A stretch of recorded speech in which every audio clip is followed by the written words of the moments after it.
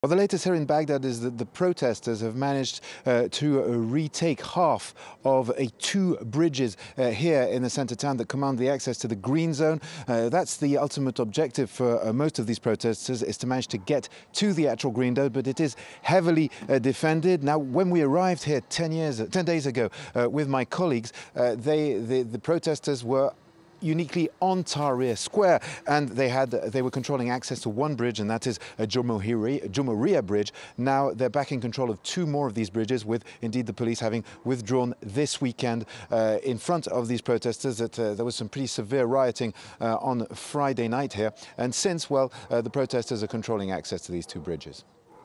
James, you mentioned Tahrir Square in the centre of the city. You've been spending quite a bit of time there, I understand. What's the atmosphere there like? Well, the atmosphere in Tahrir Square does seem to reflect the mood pretty much across the country. What we're seeing is that there are less people at the moment at Tahrir Square than there were slightly earlier, and the public has changed a little bit, less families. Now, this is due to the fact that there is a lot of paranoia, if you will, on Tahrir Square. We've seen the mood shift in the days we've been here. When we arrived, a lot of people were very eager and willing to come on camera, but that has slightly changed. We still have activists, of course, who want to come on camera, but a lot of people are telling us they do not want to be filmed. That was just a couple of days ago. They were telling us that they prefer not to go on camera. They say, look, we don't want to speak on there because we're afraid. We've had threats.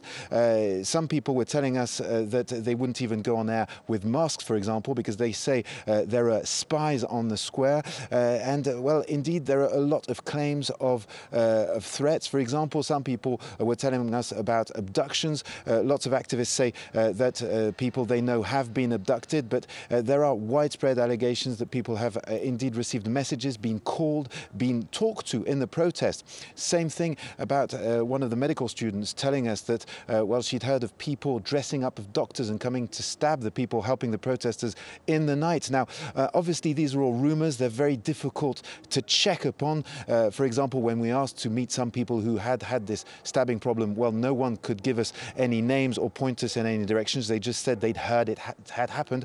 And it does appear that the authorities here are playing a game of intimidations and just letting this movement rot for the time being. They're letting the protesters move towards the centre of Baghdad, retake the bridges, and then pushing them back. This is what we've been seeing, and it does appear this is the game at the moment, with an objective which is to reduce violence. We have seen, of course, some people have been killed over the past 10 days on Tahrir Square, but relatively few. We have not heard some live fire being used. We have seen, of course, a lot of tear gas being used, and pretty brutal tear gas at that, but it does seem that the authorities are trying to show restraint as far as violence is concerned, compared to what happened at the beginning of the movement.